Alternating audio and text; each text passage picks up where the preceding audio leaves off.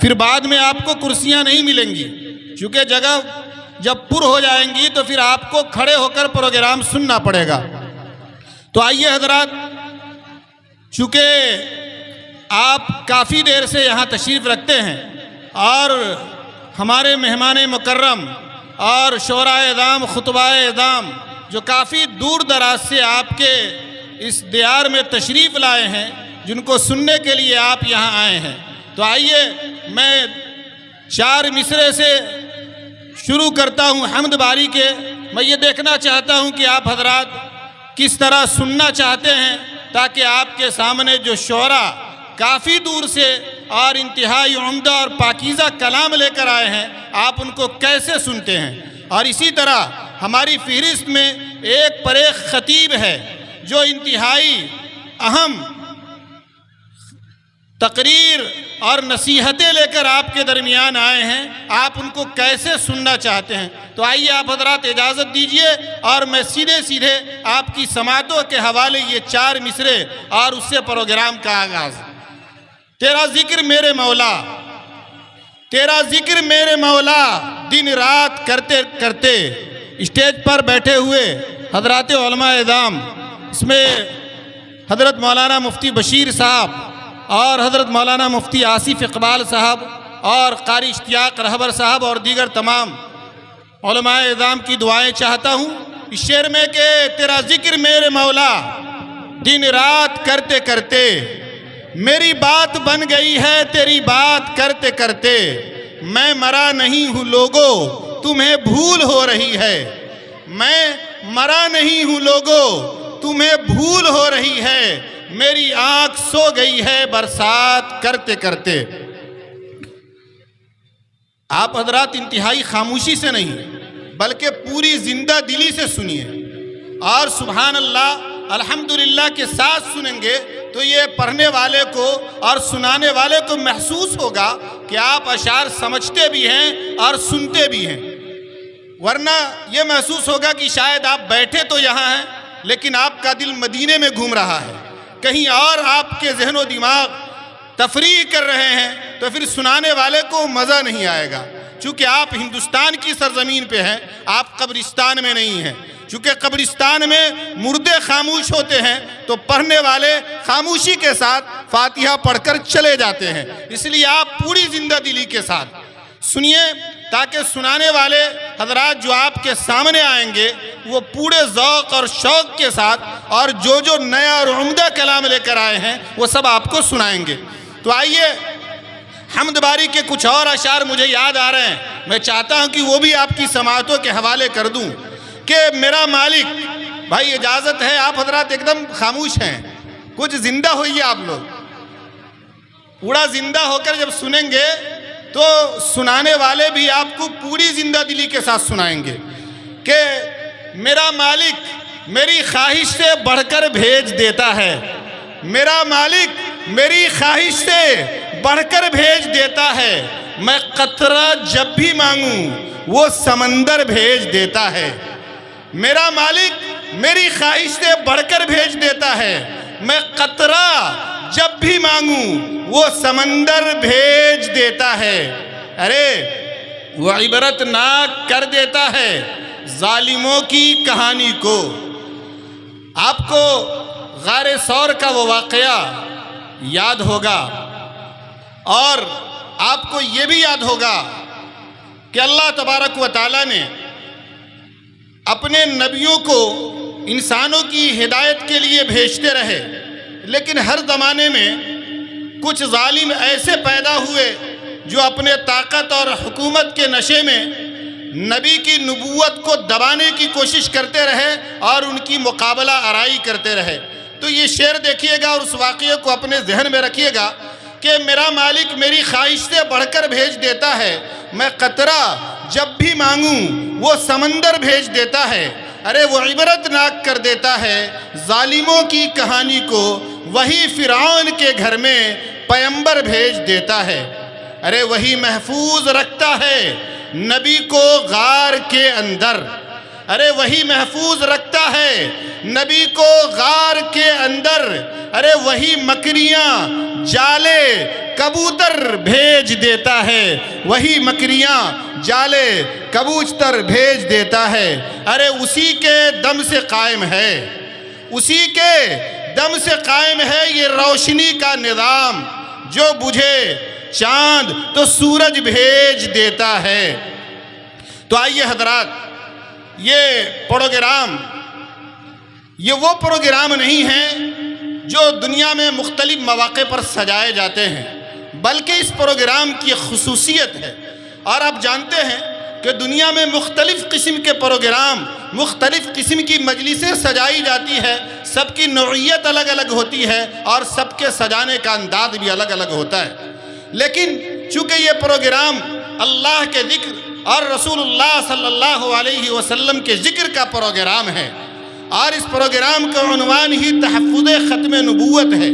اس programme کی خصوصیت اور اس کی نوعیت ہی الگ ہے۔ یقیناً اس کا رشتہ اللہ سے ہے، جناب رسول اللہ صلی اللہ علیہ وسلم سے ہے، اور جو پروگرام جس نسبت کی طرف منسوب ہوتا ہے، جس طرف اسے منسوب کیا جاتا ہے، اتنے ہی اس کی عظمت، اس کی اہمیت اور اس کا وقار بڑھ جاتا ہے۔ یقیناً یہ پروگرام اپنی نوعیت کے اعتبار سے انتہائی منفرد ہے اور اپنی اہمیت کے اعتبار سے انتہائی اعلیٰ ہے۔ اس پروگرام کا مقام اور اس کا وقار اور اس کی عظمت ہی یقیناً اعلیٰ ہے۔ اور آپ یہ بھی جانتے ہیں کہ جو پروگرام جتنا عظیم ہوتا ہے، جو پروگرام جتنا اہم ہوتا ہے، جو پروگرام جتنا نوعیت کا حامل ہوتا ہے، اس پروگرام کو اتنے ہی اہم کلام سے، اتنے ہی اہم کتاب سے شروع کیا جاتا ہے، تاکہ اس پروگرام کی اہمیت میں فضیلت برتری بڑھ جائے اور اس کے مقام و مرتبے میں اضافہ ہو جائے۔ تو آئیے ہم اپنے اس پروگرام کی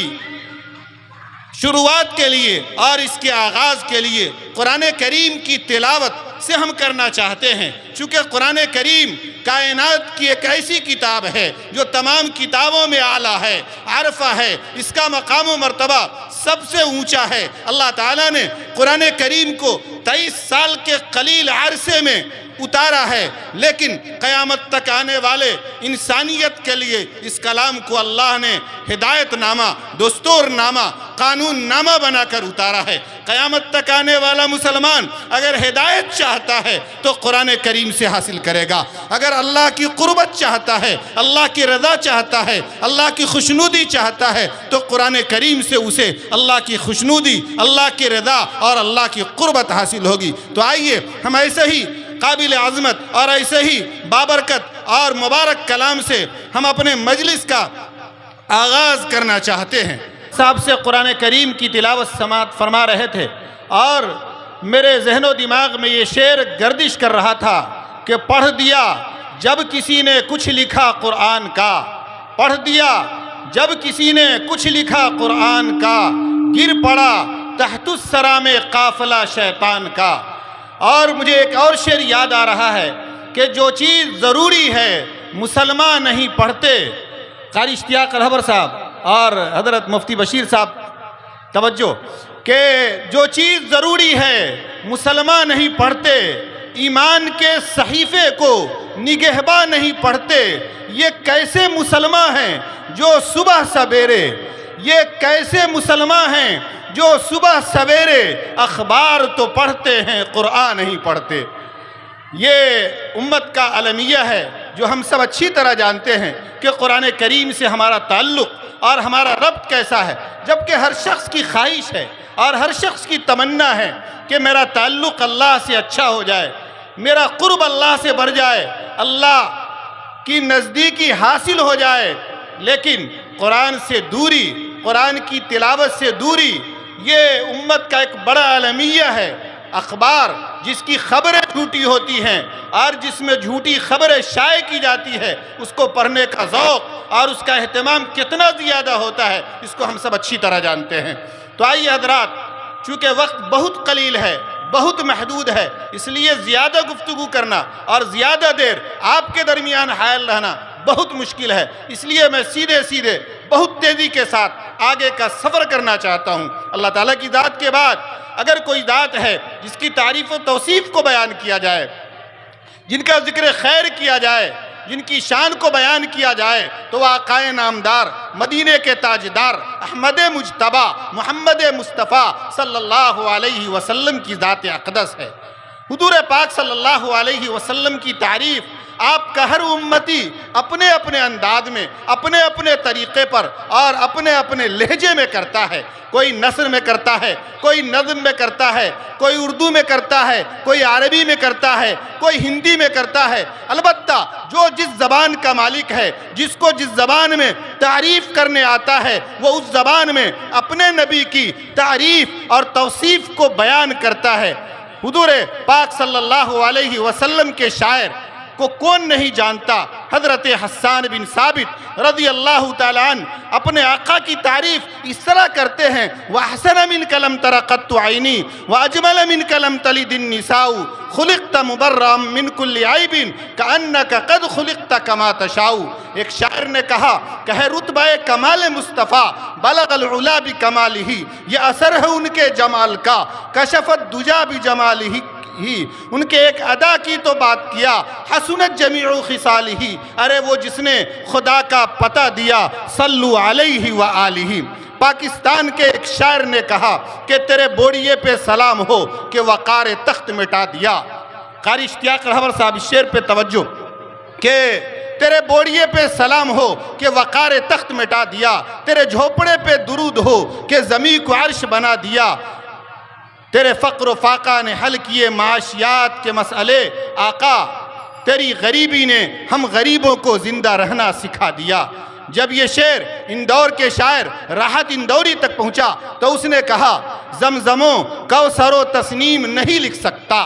زمزموں کوثر و تسنیم نہیں لکھ سکتا، اے نبی آپ کی تعظیم نہیں لکھ سکتا، اگر 7 سمندر بھی نچوڑ دوں راحت آپ کے نام کی ایک میم نہیں لکھ سکتا۔ جب یہ شعر منور رانا تک پہنچا تو منور رانا نے قلم لیا، کاغذ لیا اور لکھا کہ میری مٹھی میں ہے کچھ خاک ان کے آستانے کی،